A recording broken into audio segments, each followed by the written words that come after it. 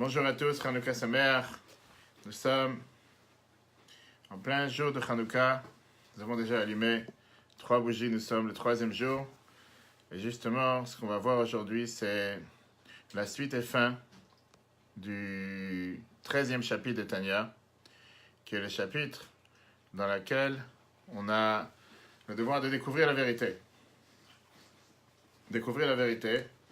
Et c'est ce qu'on va essayer de faire aujourd'hui, savoir justement la question qu'on vient de demander, qui est le titre du cours. Est-ce que la vérité est relative ou la vérité est absolue? Est-ce qu'il y a une vérité pour tous? C'est la même vérité pour tout le monde? Ou bien chacun il a sa propre vérité? Bien sûr que c'est quelque chose qu'on peut parler dessus pendant des heures et des heures. Mais les premières parties du chapitre 13, on va les revoir, vous pouvez les revoir sur l'application eTorah, E-T-O-R-A-H, sur Google et Apple. Et aujourd'hui, on va voir justement où est ta vérité. Quelle est la vérité? Quelle est ta vérité? Qu'est-ce qui s'appelle être vrai? Est-ce que quelque chose qui existe à certains moments, ça peut être appelé vrai? Est-ce que la vérité veut dire que c'est quelque chose qui est inchangeable, inchangé? De l'autre côté, est-ce que c'est possible de demander aux gens de ne jamais changer? Est-ce que c'est possible ou pas? Et pour ça, on va voir justement un débat intéressant sur une fois une personne est venue voir un rave. Et quand il est parti voir ce rave, il lui a demandé la question suivante. Il lui a dit, on a des grands débats, telle personne me doit telle et telle chose. Et je ne sais pas comment faire pour le récupérer. Et le rabbin qui lui dit, tu dis la vérité? Ce que tu dis, c'est vrai. Et la deuxième personne lui dit, c'est un menteur, je dois absolument rien. Et le rav qui lui dit, toi aussi tu as raison, ce que tu dis c'est vrai. Alors la femme du rabbin qui était en général dans la cuisine, en train de s'occuper, préparer à manger elle dit, je comprends pas ce qui se passe. Elle fait, j'entends les deux débattre. Mais moi j'ai le sentiment qu'il y en a un qui dit vrai, un qui dit faux. Et le rabbin qui lui répond, il lui disait, le rav il dit à sa femme, il rigole, il dit, toi aussi tu dis vrai. Tout le monde dit vrai. Chacun a sa vérité si on peut dire. Et donc la question qu'on a aujourd'hui, c'est pas une blague, c'est quelque chose de sérieux. Est-ce qu'il y a une seule vérité? Ou bien, chacun avec sa vérité. Je ne parle pas maintenant point de vue religion, point de vue Torah, point de vue... Bien sûr que le mitzvot c'est la même, la Torah c'est la même. Non, la grande Torah, ce qu'on appelle le Hémet, c'est quelque chose qui traverse le temps. D'accord. Transcendant, quelque chose qui est... qui Ok, donc c'est ce qu'on va voir. Qu'est-ce que ça veut dire quand les gens te disent chacun est sa vérité? Chacun est sa manière, chacun est sa tracée, chacun est son chemin. Et donc aujourd'hui on va parler longuement sur la vérité justement. On ne peut pas s'en passer de raconter cette merveilleuse histoire qu'on a racontée plusieurs fois avec quelqu'un qui cherchait la vérité, qui en avait marre de vivre dans ce monde, un monde de mensonges, et il est parti vivre dans le monde de vérité. Il a eu une élévation de Tsunami, il est parti voir le monde de vérité. Un jour, il va dans la forêt, et là-bas, il voit un panneau qui est écrit « Bienvenue au monde de vérité ». Monde de vérité. Imaginez, il a rencontré la vérité. Il rentre, il voit une grande librairie, mais à la place de la librairie, à la place de la bibliothèque, il voit à l'intérieur, il voit des bougies. Il voit différentes bougies, des centaines et des milliers de bougies. Alors il demande au responsable, qu'est-ce qui se passe? Pourquoi dans la bibliothèque ici il y a des bougies à la place d'avoir des livres? Il dit, c'est très simple. Ici, monsieur, c'est le monde de vérité. Chacun il a sa bougie, et la bougie, elle indique combien il reste à chacun pour vivre sur cette terre. Il s'est dit, tu sais quoi, c'est intéressant, je vais aller voir combien il reste à vivre pour mes ennemis. Est-ce qu'il leur reste un peu? Est-ce qu'il leur reste beaucoup? Est-ce qu'il a encore beaucoup de temps pour vivre ou pas? Et il voit qu'il leur reste très peu d'huile dans la bougie. Fête de Hanouka. Donc il s'est dit, ah c'est vrai que c'est le monde de vérité, parce que vraiment, ces gens-là ils sont tellement mauvais, ils n'ont rien à faire sur cette planète. Après il s'est dit, tu sais quoi, j'ai la possibilité d'aller vérifier ce qui se passe avec ma bougie. Voilà, parce que moi il me reste beaucoup de temps à vivre, pour que Dieu nous en préserve peu de temps. Et il voit qu'il lui reste très peu de temps. Il voit que sa vie elle est presque terminée. Il regarde sur les côtés, et il s'est dit, il n'y a personne qui regarde, il prend la bougie d'à côté qui a été pleine.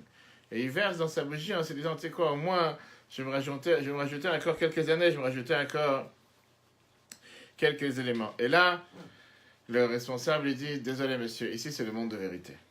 Et tu cherches la vérité du début jusqu'à la fin, quand finalement tu es face à la vérité et tu ne sais pas qu'est-ce que ça veut dire la vérité.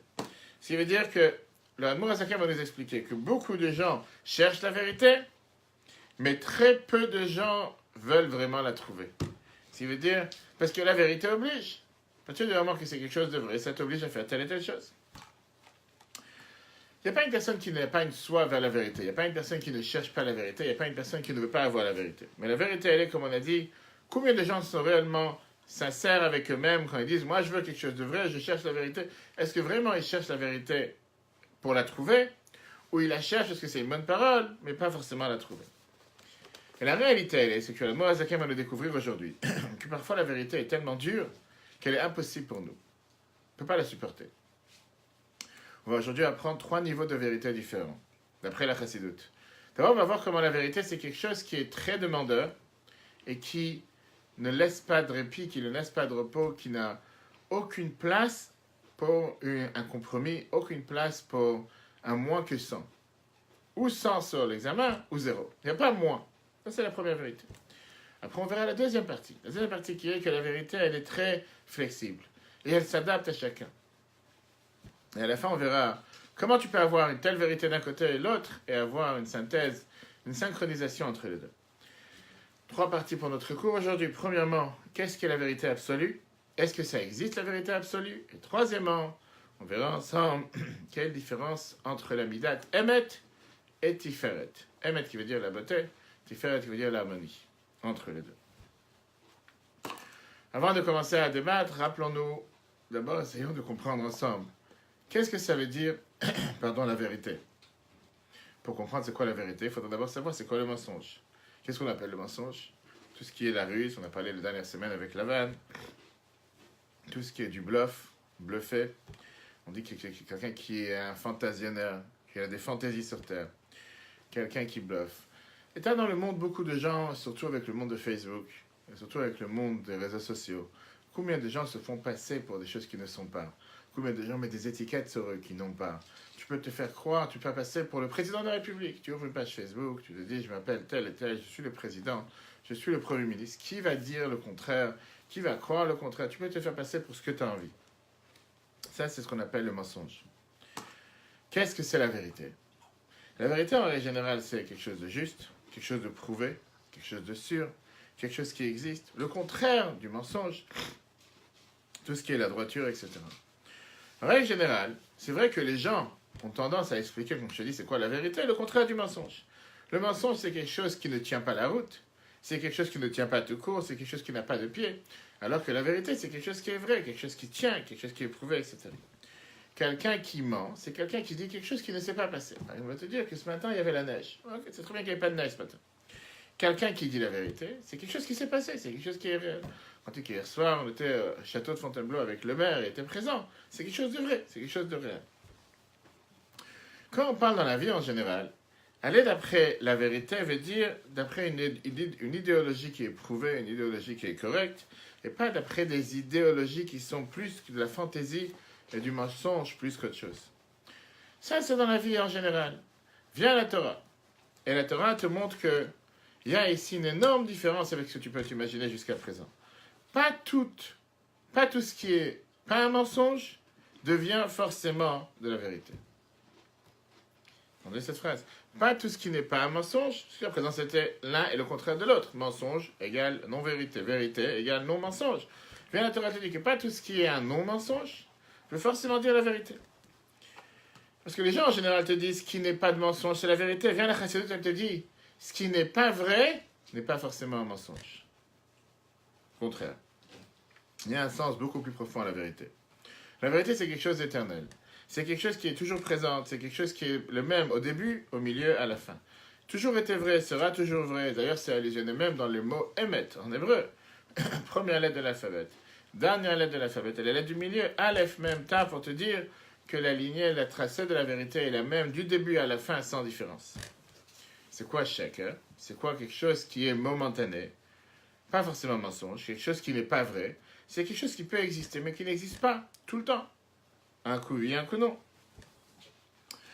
Même si à un certain moment c'était très puissant, c'était très fort, le fait que ça ne tient pas la route tout le temps, c'est limité, automatiquement ça devient quelque chose qui n'est pas vrai depuis le départ. On va tout de suite voir les différences. Il y a beaucoup d'idées, beaucoup d'idéologies, beaucoup de projets qui commencent parfois avec un grand boom. Le nouveau président arrive, on va faire, on va dire, on va faire. On te lance des idées qui sont parfois grandioses. Quelqu'un s'est dit, mais comment on n'a pas pensé à ça jusqu'à présent? Et il va vouloir se lancer, oui, c'est quelque chose de vrai, etc. Mais après un certain temps, ça se dégonfle. Tu peux avoir quelqu'un qui dit, moi je ne monterai pas les taxes. Moi, je suis celui qui va faire des cadeaux à tout le monde. Et une fois que la personne devient président, il t'augmente toutes les taxes, sans jamais dire le mot taxe. Te disant, là, c'est pour l'écologie, là, c'est pour le carburant, là, tout ce que tu veux. Jamais dire le mot qu'il ne faut pas. Mais la réalité, elle est que c'est un pur mensonge. Après un certain temps, ça se dégonfle. Parfois, c'est un petit moment. Ça peut être un jour, une semaine, un mois. Parfois, sur longueur des années. Combien de gens, parce qu'ils ont une barbe et un chapeau, vont se présenter comme rabbins, comme shliach, comme chabad, comme religieux. Et alors qu'en réalité, avec le temps, c'est un simple déguisement. C'est quelque chose qui n'a rien de fou à l'intérieur. Et de l'autre côté, tu as beaucoup de personnes qui vont donner une image d'eux-mêmes.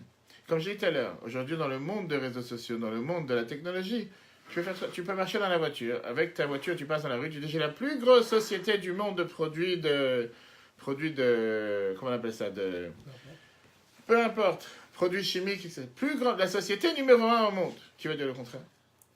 Qui va te dire le contraire? Tu peux faire quoi ce que tu as envie. Mais avec un certain temps, avec le temps, avec le mois, les années, les gens se rendent compte, les gens ne sont pas bêtes et la vérité se dévoile.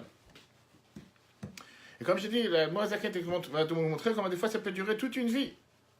À un certain moment, cette chose va s'arrêter, et donc automatiquement, ça montre que ce n'était pas la vérité depuis le départ. Celui qui a dit cette phrase, c'était le roi Salomon. Shlomo HaMelech, dans Mishlei, chapitre 12, verset 19. Sfat emet tikon laad. La langue de vérité, elle reste éternelle.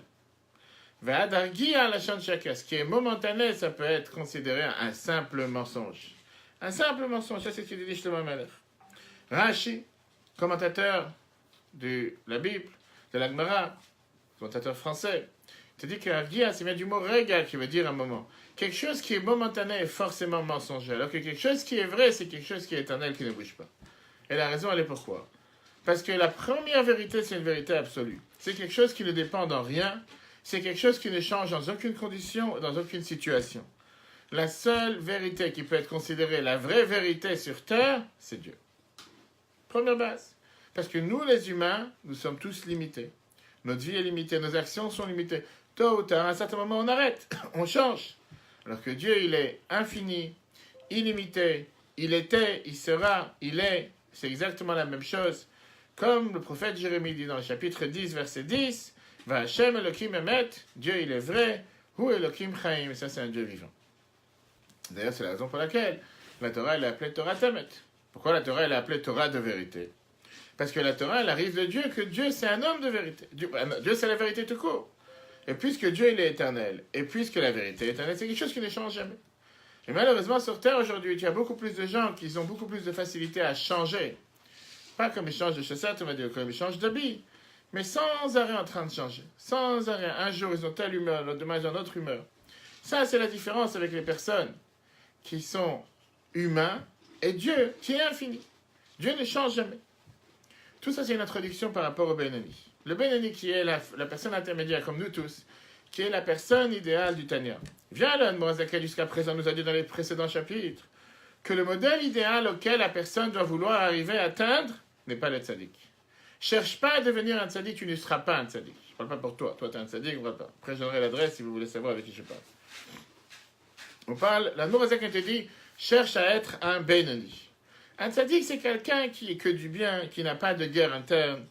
Alors que le Benoni, la personne intermédiaire, il est tout le temps en train de faire la guerre, tout le temps avec des montées, des descentes, tout le temps avec l'enthousiasme, et tout d'un coup ça se dégonfle. Aujourd'hui je fais le régime, demain le régime j'arrive pas, aujourd'hui je priais comme il faut, le lendemain j'arrive plus à prier comme il faut.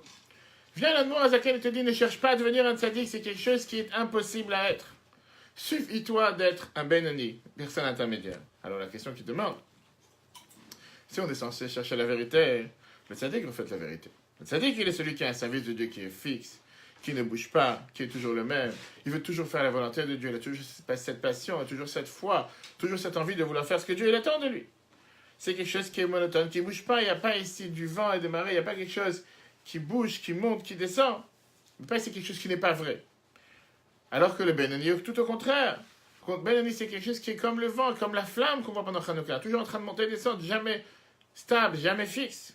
Si la Torah, c'est une Torah de vérité, et la Torah de la Chassidut nous enseigne comment on doit chercher la vérité. On doit vouloir avoir la vérité.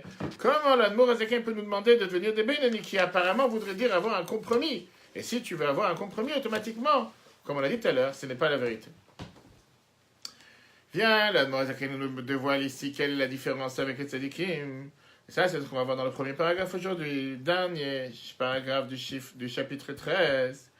Que le service de Dieu des Bénénim, il n'est pas considéré vrai par rapport à quoi quand tu le compares au service des tzadikim. Pourquoi? Le fait qu'ils ont des hauts et des bas, automatiquement, il ne peut pas être considéré vrai quand tu le compares sur la balance avec le service d'un tzadik. Par exemple, pendant la tfila, pendant la prière, un Bénéni, quelqu'un, il va être plein d'extase, il va vouloir prier Dieu, il va dire une passe matin, il a dit le Hallel. Hier soir, il a commencé à demander la pluie, comme on l'a parlé longuement dans le cours hier après-midi, qui était certainement entendu.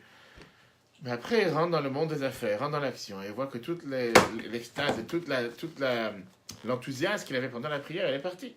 Tout d'un coup, le premier coup de fil, la commande est annulée. Le deuxième, il est en retard. Le troisième, il a les embouteillages. Et tout d'un coup, il voit qu'il a des années-lumière de ce qu'il était pendant la prière. Alors que chez le tzaddik, l'amour de Dieu, elle est tout le temps fixe, elle ne bouge absolument pas. Midat avazo 7 degrés d'amour qu'on a dit dans les Bénonim par rapport aux gens intermédiaires, Bishat Atfila pendant les moments de la prière.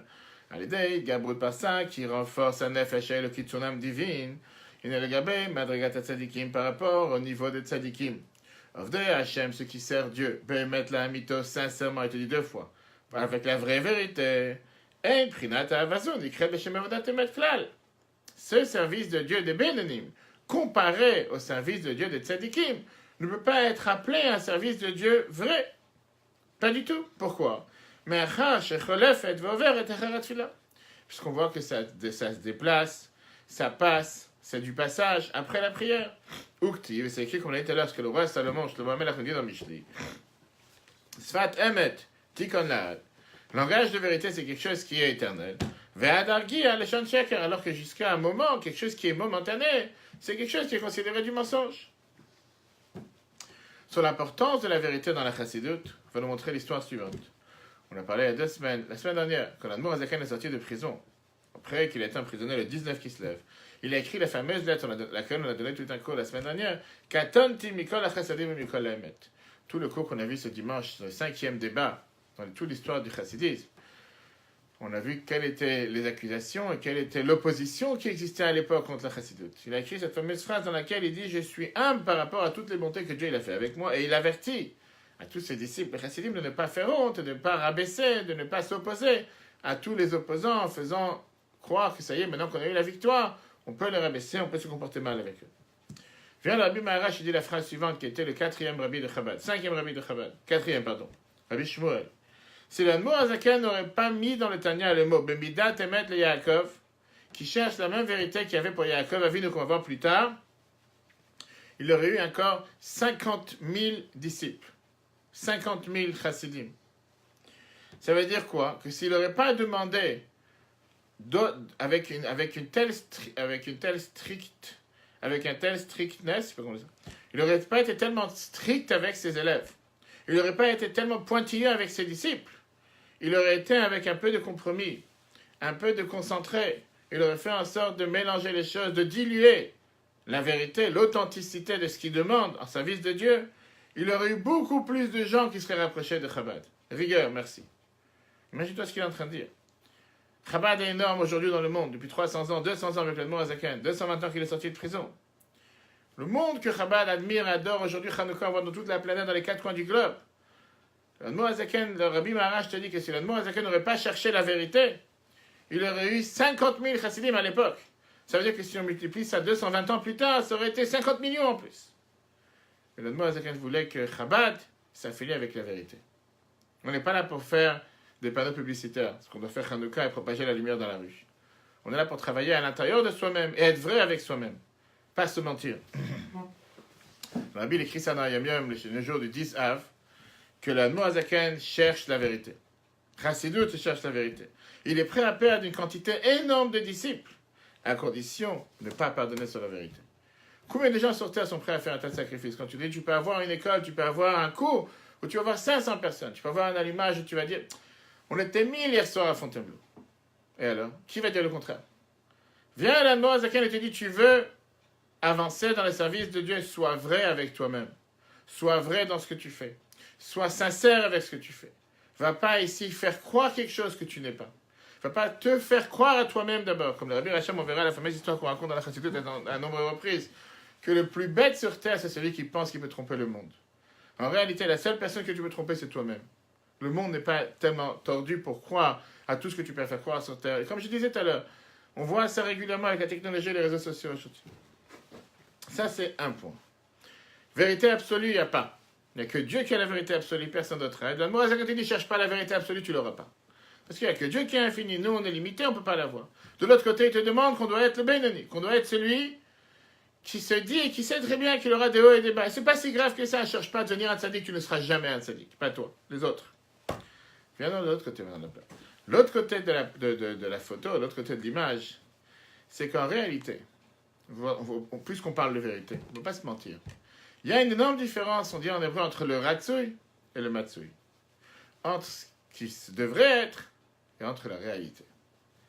La réalité des faits, le matin tu te lèves, tu as envie d'être le meilleur mari sur terre, le meilleur père si Dieu veut sur terre, le meilleur homme de Torah sur terre, le meilleur commerçant sur terre, et après 10 minutes après, les choses changent. Il y a ce que tu voudrais être, et comment les choses sont réellement.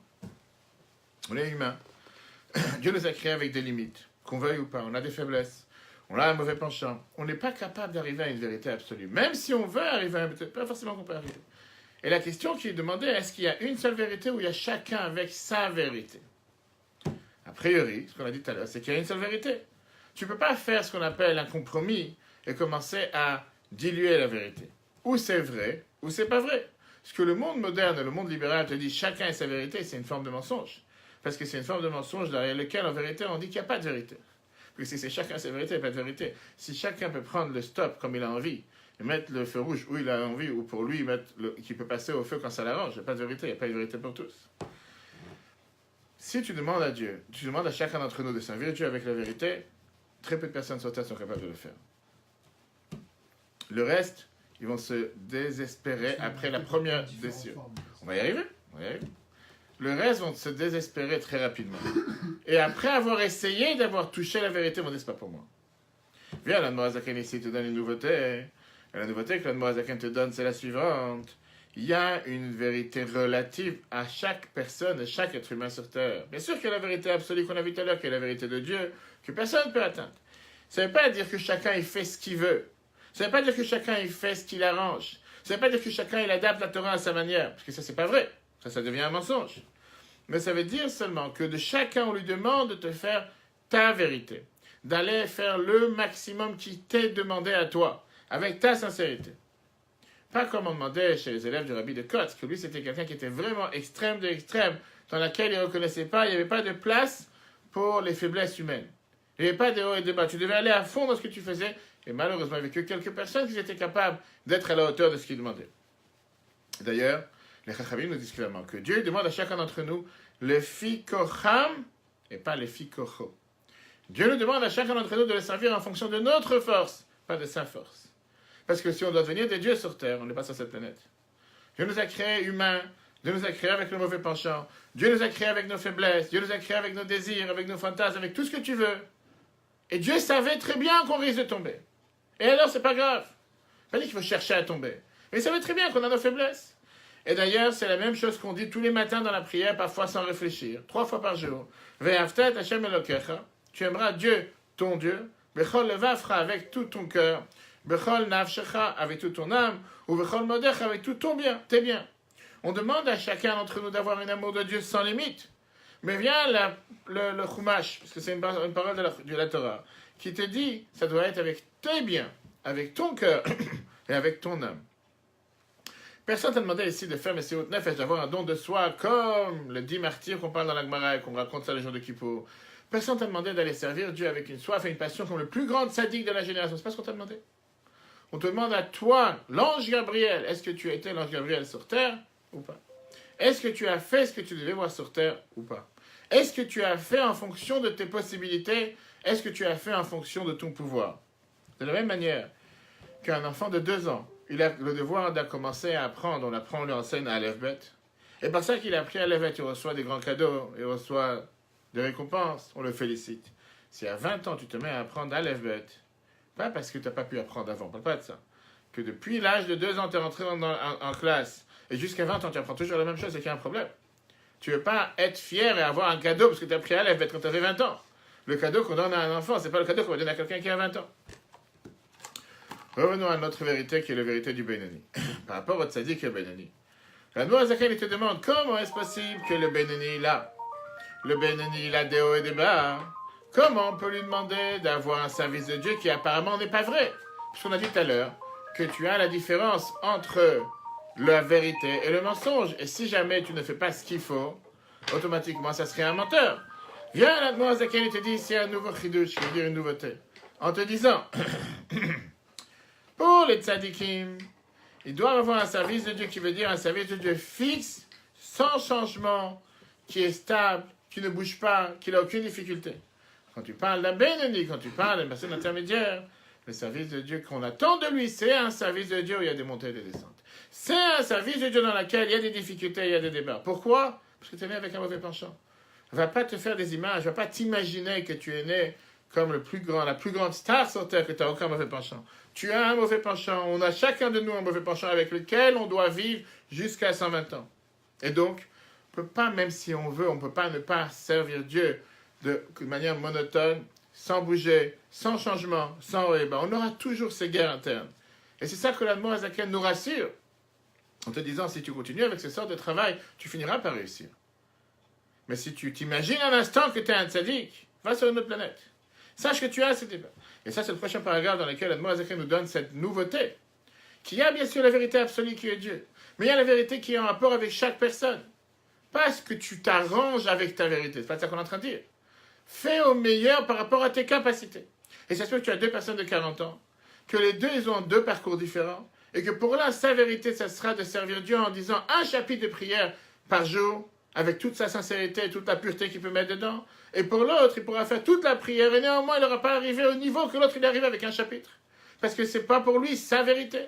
C'est parce que Dieu, il attend de lui. Dieu, il attend de lui quelque chose de beaucoup plus fort, quelque chose de beaucoup plus adapté face à ses possibilités, face à ses capacités. Et c'est pour ça que le Moazaken reprend à chaque fois le débat qu'il y a par rapport à la prière. C'est disant que quand un Benoni est en train de prier, quand cette personne intermédiaire est priée, c'est un sentiment sincère. C'est pas que parce qu'après la prière, sa soif, sa passion, son amour de Dieu s'est dégonflé, ou s'est rapetissé, ou elle a diminué. Pour ça, tu vas dire, puisque c'était pas vrai tout le temps, c'était un mensonge tout à l'heure. Non, c'est pas un mensonge tout à l'heure. Quand il a prié, il était à fond dans ce qu'il faisait. Quand il était en train de prier, il avait cet amour envers Dieu. Et c'était à 100% vrai. Malheureusement, le fait qu'on a ce mauvais penchant, automatiquement, ça redescend. Et donc, par rapport au potentiel, le sentiment existe. Tu ne veux pas dire ce qu'il a fait tout à l'heure, c'était un mensonge. C'était pas un mensonge, c'était 100% vrai. C'est la seule fois, une des seules fois dans tout le Tanya, que le Moazaken parle en nom propre. En général, tout le Tanya, le Rabbi avait repris ça régulièrement. La majorité des lettres du Rabbi, à part à quelques personnes, ils sont toujours à troisième personne, au troisième degré. Vous direz, vous ferez, alors que le Rabbi parle à la personne. Jamais il parle en direct. Certainement, ça a été repris de comment les gens dans la Chassidut avaient l'habitude de le dire, les rabbins. Le Moazaken, tout le Tanya, il a expliqué au troisième degré, avec troisième personne. Là, la Moazaken, il sort de ses limites, si on peut dire. Et là, il dit lui-même, va rénicorer. Moi, je l'appelle. En parlant de soi-même, la Moazaken dit, moi, j'appelle ces Bénonim, avec l'amour qu'ils ont dans la prière, la plus pure vérité qui peut exister. En sachant qu'après la prière, ça dégringole. C'est peut-être la seule fois dans tout le Tanya que le Moazaken parle en se disant, moi, je me porte garant pour ces gens-là. Moi, là, on parle maintenant de la vérité relative. Le Gabé Madreg a Bénonim par rapport au service. Donc, encore une fois, si tu compares ça au Tzadikim, laisse tomber, il n'y a même pas de quoi parler. Par rapport au Bénonim, Nikret, elle a appelé Avodat Tama, une Avodat pure. Be'emet la mitosh shelahem, avec leur vérité, qui appartient au Bénonim. Ish, chaque homme, tu madrigato comme son niveau, madrigat à Bénonim, dans le niveau de Bénonim. Va Nikore, moi j'appelle. Be'avatam, ce qu'on a dit tout à l'heure. Le mot Zakat dit, c'est moi qui l'appelle. Il y a quand même beaucoup Madrigat à Bénonim, Madrigat à Bénonim, Madrigat à Bénonim. C'est ça qu'on parle. On a dit, ouais. On parle de Bénonim. Mais chaque mot est... Va Nikore, et moi je les appelle. Be'avatam, avec leur amour, celui de Filatam qui est dans leur prière. Gamken. Sfatemet ikonat. Cette phrase que le roi Salomon a dit tout à l'heure, qui a dit que la vérité c'est ikonat, c'est quelque chose qui est éternel. Moi j'appelle cette vérité, le mot dit des Bénonim. En sachant qu'il y aura une descente après la prière, c'est aussi vérité. Pourquoi? Oh, et le Bekoach Nafshama Elokit, puisqu'ils ont la force avec leur âme divine, l'Arzor de revenir ou leur après la Tavazol Olam. Sans arrêt, éveiller encore une fois cet amour de Dieu éternellement. Bédia Boutan, renforçant cette âme divine qu'ils ont. Beshat Atfila pendant la prière, Midei Yom Beyom chaque jour, à l'aider à Chana, Reuya, le Chol Nefesh, par la préparation adaptée à chaque âme qui fait Erka ou Madrigata comme sa propre valeur. Ça, c'est vraiment une des révolutions, parmi toutes les révolutions qu'on voit dans le Tanya, que la Moazaken était dit, ne te démoralise pas, ne désespère pas. Pas parce que tout à l'heure tu es redescendu de niveau, hier tu es descendu de niveau, ou demain, que ça veut dire que ce que tu fais c'est tout à coup du bluff, et tu es quelqu'un qui... Non, parle maintenant dans ton service de Dieu, pas dans ce que tu peux parfois mentir aux yeux des gens. Cette idée-là, que chacun il a son niveau, et il n'a pas à imiter les autres, et il n'a pas à se faire passer pour quelqu'un d'autre, est récapitulé dans une chanson qui est sortie récemment par le fameux chanteur chassidique Avraham Fried. Mais c'est une phrase chassidique qui a été donnée par le rabbi de Kotsk, Rabbi Mendel de Kotsk. Une phrase que quand tu réfléchis à cette phrase, je vais te la dire maintenant une fois, voir si tu l'as captée. Une phrase que tu dois réfléchir à cette phrase chaque jour. Si je suis ce que je suis, parce que tu es ce que tu es, et toi tu es ce que tu es parce que je suis ce que je suis, moi je ne suis pas qui je suis, et toi tu n'es pas qui tu es. Mais si je suis ce que je suis, parce que je suis ce que je suis, et toi tu es ce que tu es parce que tu es ce que tu es, alors moi je suis qui je suis et toi tu es qui tu es. Une bombe. Je peux parler dessus des heures. Mais c'est une des phrases qui te fait récapituler tout ce qu'on vient de voir dans la Chassidut. Qui veut dire, chacun doit être ce qu'il est. Pas copier et pas imiter quelqu'un d'autre. Ne pas se faire passer pour quelqu'un d'autre. Sois avec ta vérité, sois authentique par rapport à qui tu es. Et comme a dit une fois quelqu'un, en hébreu ça passe très bien, que celui qui veut être Masheu, il est quelqu'un de magnifique, quelqu'un de très particulier, il doit d'abord être un Masheu, quelque chose qui existe d'abord, avant d'être quelqu'un de particulier. Ok, ça c'est la première et deuxième étape. Vérité relative, vérité absolue. Vérité absolue c'est Dieu, vérité relative par chaque personne. Viens, la Moazaken te dit, ici on fait une synthèse de ce qu'on vient de voir jusqu'à présent. On a vu d'abord que la vérité absolue c'est la vérité éternelle, la vérité de Dieu. Quelque chose qui est momentané ne peut pas être considéré vrai. Après, on a vu qu'il y a une vérité relative qui est adaptée à chaque être humain sur Terre. Et c'est pour ça que le Benoni peut être considéré vrai. A priori. Ça veut dire, si on met ça sur la balance, on peut comparer qu'on a ce qui est a priori et a posteriori. C'est-à-dire, a priori, la vérité classique, la vérité éternelle, dans laquelle il n'y a aucun changement, il n'est pas adapté pour qui que ce soit. La vérité a posteriori, quand il n'y a pas le choix, puisqu'on a des faiblesses, alors on a décidé de faire un compromis et d'accepter une vérité relative et pas une vérité absolue. Viens, la Chassidut maintenant te dit, on ne va pas essayer d'un posteriori, parce que je n'ai pas le choix. Malheureusement, je dois m'accepter comme je suis, je ne peux pas changer. Il n'y a pas de contradiction entre les deux vérités. Et au contraire, il y a une synthèse, il y a une harmonie entre les deux vérités. Comment expliquer? Pour ça, la Moazaken renouvelle ici une troisième dimension de la dimension de vérité, c'est la vérité de Yaakov. Comme la Torah te dit, Titen emet le Yaakov, chesed la Avram. Il a dit, donne la vérité à Yaakov, la bonté à Avram.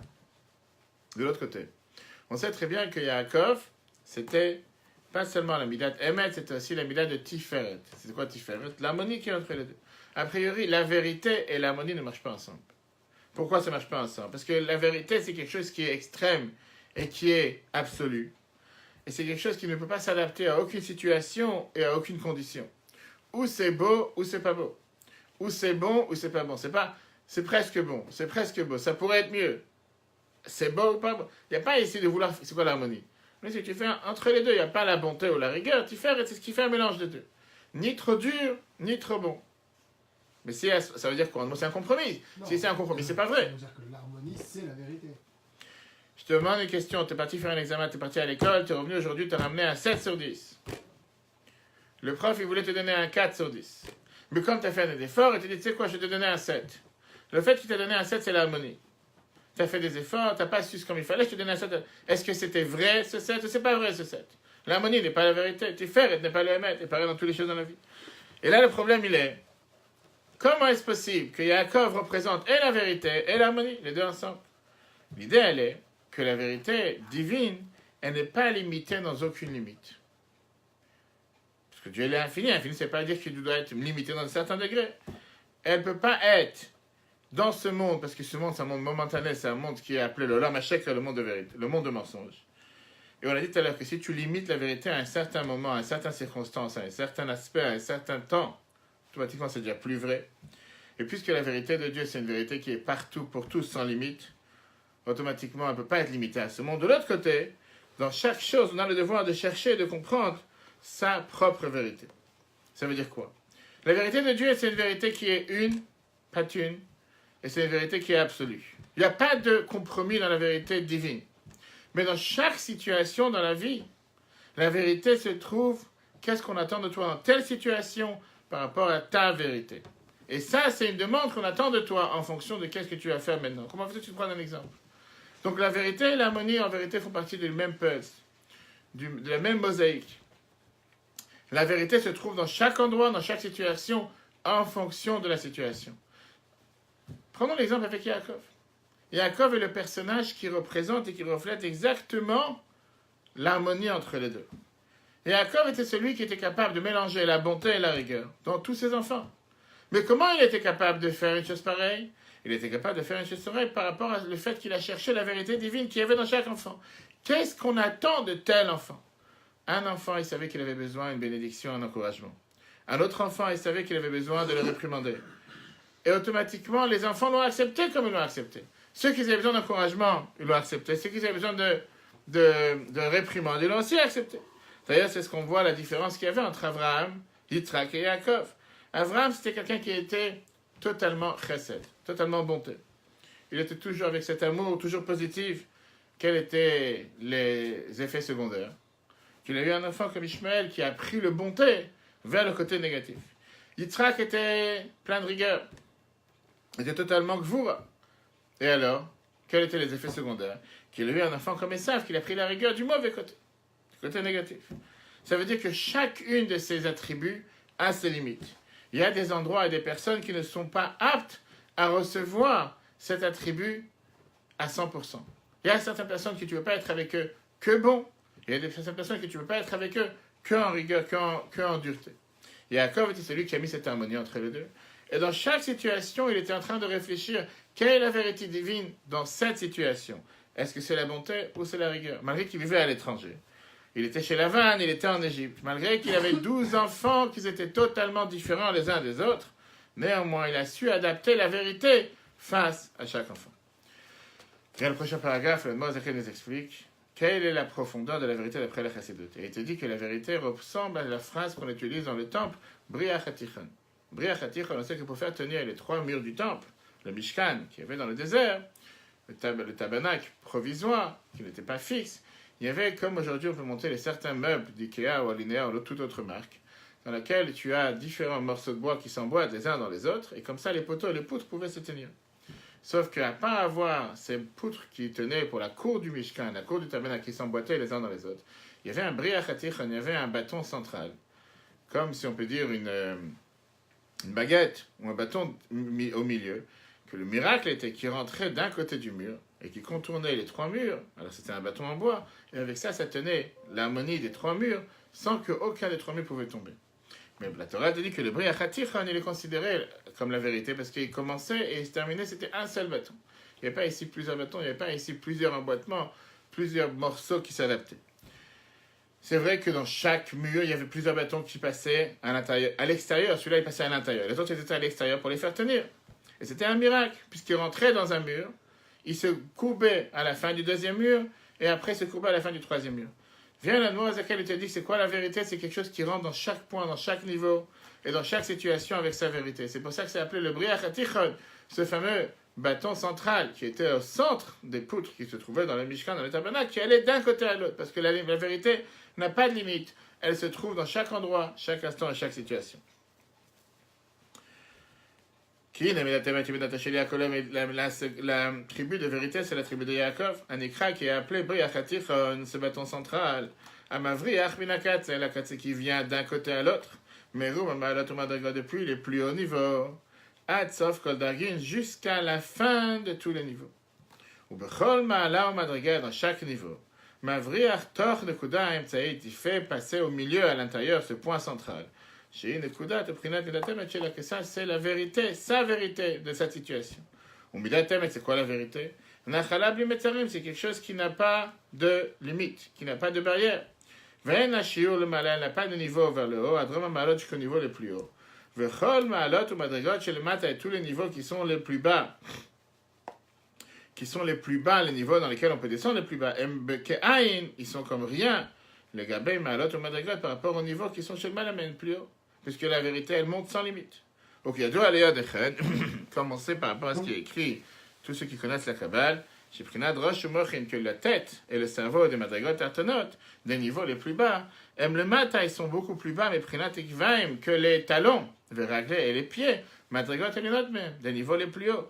Comme le sage nous dit, raglé achayot keneget kulan, en parlant de ce qui se passe dans les mondes avec les anges.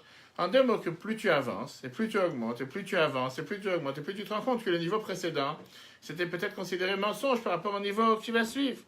Et donc, si on fait un résumé de où on en tient aujourd'hui, la vérité est éternelle, le mensonge est momentané.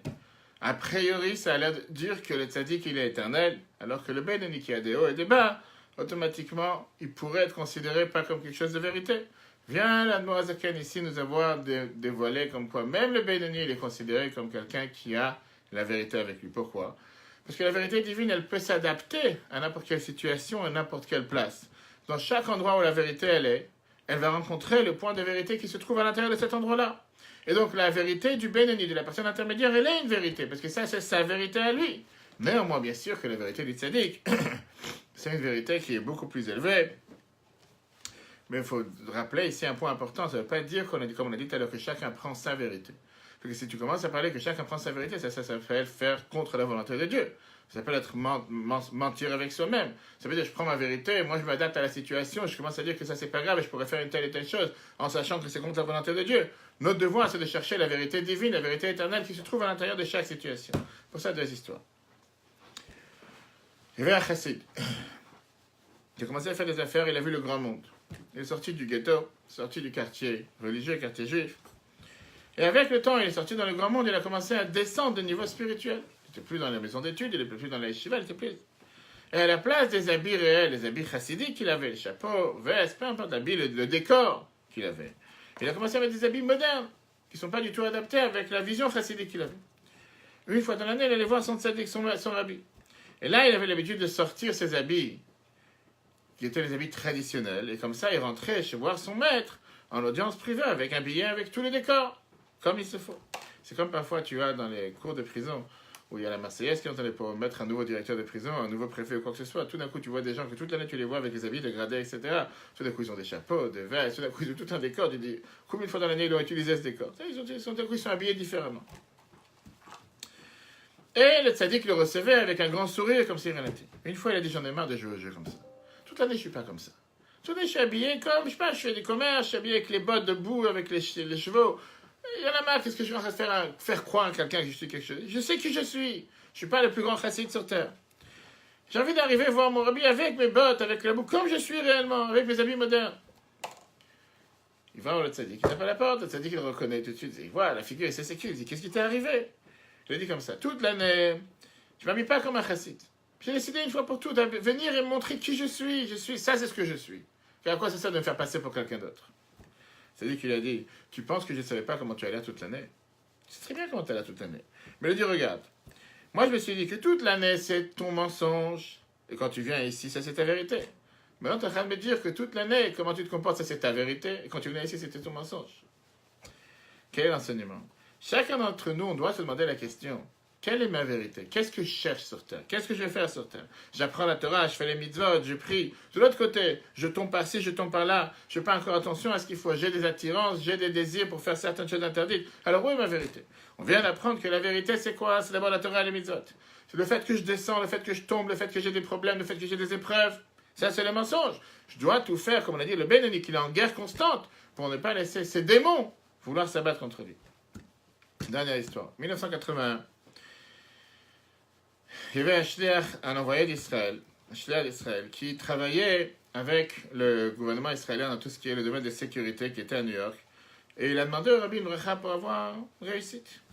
Il travaillait dans tout ce qui était tout ce qui était la Mishlachat, la délégation de tout ce qui travaillait le Misrad Habitachon, le bureau de sécurité israélienne, mais à New York.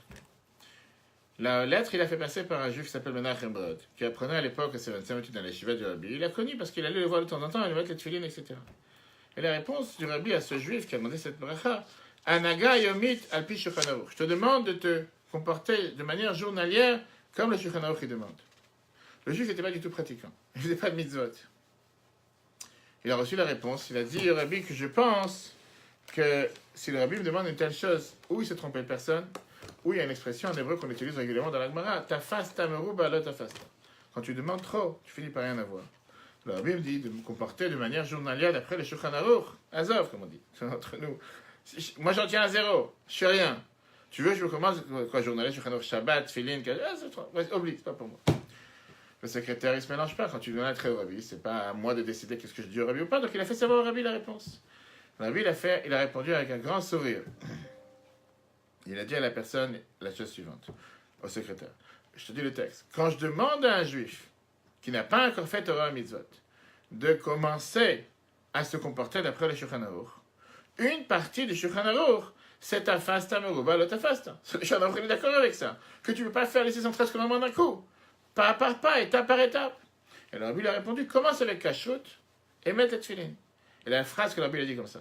Diouk, sois pointilleux dans le kashrut d'achila shtia, manger et boire. Diouk, sois pointilleux dans l'achat tefillin, de mettre les tefillin, entre parenthèses, bdoukot, vérifier, kol yom chol, chaque jour de semaine. Ou comme Amar Hazal, comme la Torah nous dit, mitzvah et mitzvah, gorer et mitzvah entraîne une mitzvah. Ou Mamar Hasheni, une deuxième phrase que nos sages nous disent, Misheyesh Loman Erotze Matayim. Celui qui a 100, il veut 200. Avec le temps, tu vas augmenter. Qu'est-ce qu'on voit dans cette histoire? D'un côté, il y a la vérité absolue, la vérité qui n'a pas de compromis, se comporter d'après le Shulchan Aruch de manière journalière. C'est la grande ligne. Ça, c'est à quoi on doit aspirer, ce qu'on voudrait avoir. De l'autre côté, il y a la vérité relative, qui est adaptée en fonction de la situation de chacun. Tu ne veux pas tout attraper en une fois. Tu ne veux pas disjoncter et te dire, puisque hier, je n'étais pas religieux, pas pratiquant, aujourd'hui, je veux tout faire d'un coup. Et les deux ne sont pas en contradiction, comme on vient de voir ici. L'un complète l'autre. Parce que le Shulchan Aruch, c'est aussi celui qui te dit que tu ne veux pas tout attraper en une fois. Et là, on apprend ici un enseignement merveilleux dans la vie. Chaque être humain sur Terre, nous deux ici présents, on vient d'un endroit différent, d'une place différente, des conditions différentes, des circonstances différentes. Un, il a fait tchouva, sa femme n'a pas encore fait tchouva. Un, sa femme, elle se rapproche à la religion, et elle essaie de le forcer à revenir, lui, il n'est pas encore arrivé. Un, il aime la religion, mais il a des difficultés à faire Shabbat. L'autre, il ne réussit pas à se débarrasser de ses envies qu'il avait et qu'il avait l'habitude de faire précédemment. L'autre, il fait Torah et Mitzvot, mais il a des difficultés avec la barbe. Et tu peux passer comme ça, il n'y a pas une personne qui se ressemble. Chacun avec ses difficultés. Si tu veux venir et dire, comme malheureusement certaines personnes minoritaires dans le peuple juif, vont te dire qu'il y a une seule vérité, il y a une vérité absolue, automatiquement tu vas désespérer rapidement, tu ne laisses pas pour nous. Laisse-moi tranquille, je vais chercher une autre religion. Si de l'autre côté tu penses qu'il n'y a pas d'espoir, tu ne vas même pas commencer à faire. De l'autre côté, tu risques de te dire que chacun va commencer à adapter la religion à ses besoins. Puisque je ne peux rien faire, je ne pourrai jamais être comme lui. Alors, je vais m'adapter, je vais faire ma sauce, je vais faire ce qui m'arrange. Et la Torah te dit non. La vérité divine, c'est une vérité qui se trouve partout, dans chaque circonstance, dans chaque endroit, sans changer. La Torah, elle te demande à toi de chercher quelle est ta vérité. Et si pour ça, il faut que tu fasses étape par étape, ça c'est la vérité. Si la Torah, elle te demande de faire un compromis dans un certain domaine, un exemple, on l'a vu tout à l'heure avec ce juif qui faisait encore rien, alors il dit fais attention au kashrut, achila, acheter, manger et boire. Je ne pense pas que du jour au lendemain, ce juif il a dit 100% kasher. Jusqu'à hier, il mangeait 100% non kasher. Dans sa même, il s'est dit, tu sais quoi, je vais commencer par tel domaine, viande, poisson, laitage, mélange des viandes, tel restaurant, petit à petit, jusqu'à ce qu'il avance. C'est comme le Rabbi, il a dit, j'ai la même réponse. Tu vas monter avec une mitzvah qui va entraîner une autre mitzvah. Et à la fin, il va pouvoir respecter tout à Torah. Alors, pour savoir quoi faire, par quoi commencer, on a besoin de faire ce que le Mishnah nous dit, Asay lecha rav. Tu as besoin d'avoir un rav, pas 36. Un rav qui te montre quoi faire en fonction de la circonstance, en fonction de la base, comment il te connaît. Et lui, il va pouvoir te trancher. Qu'est-ce que la Torah, elle attend de toi? Avec ça, on a terminé le chapitre 13, qui était sous l'entête « Connais tes faiblesses ». On a dévoilé qu'on a un mauvais penchant. Et qu'il sera là éternellement. Mieux vivre en paix avec lui, pas se battre avec lui de matière de gel. Mais au moins, on voit ce que la Torah, elle attend de nous de faire et quoi faire pour se battre contre lui. La semaine prochaine, si Dieu veut, on commencera le chapitre 14. Là, on verra « Connais tes pouvoirs ». On a vu la dernière fois « Connaître ses qualités ». Là, on a vu connaître tes faiblesses, on verra connaître tes pouvoirs. On verra qu'est-ce qu'on est capable de faire. Ça, c'est très riche, parce que par rapport au Benoni, Et on verra qu'est-ce qu'on attend de nous de faire sans compromis. Le cours sera en replay sur l'application eTorah sur Google et Apple. N'hésitez pas à partager, commenter. Chanukah Sameach à tous. N'oubliez pas d'allumer ce soir les 4 bougies de Chanukah. Chodesh Tov, c'est Shabbat, c'est Rosh Chodesh. Mois de délivrance, mois de Géoula, et que Dieu fasse qu'on puisse toujours partager que des moments joyeux avec la lumière de Chanukah continue à rayonner et éclairer chacun d'entre nous partout pour tous. Si Dieu veut ce soir, le dernier allumage public en Seine-et-Marne, à Armentières-en-Brie à l'hôtel de ville. Hier soir, c'était le château de Fontainebleau avec monsieur le maire. Avant-hier soir, c'était à Bissy-Saint-Georges avec madame la sénatrice et monsieur le maire. Dimanche soir à Ponto-Combo. Et jeudi, ce sera encore dans tous les endroits où il y a un manque de liberté, ceux qui sont dans les centres de détention, les prisons ainsi que les maisons de repos, pour leur amener la joie et la lumière de Chanukah à tous. Profitez d'illuminer chacun son entourage, ses voisinages, ses amis, ses proches, et que la lumière de Chanukah repousse toute l'obscurité qu'il y a sur terre. Chanukah Sameach et Chodesh Tov, et que des bonnes nouvelles.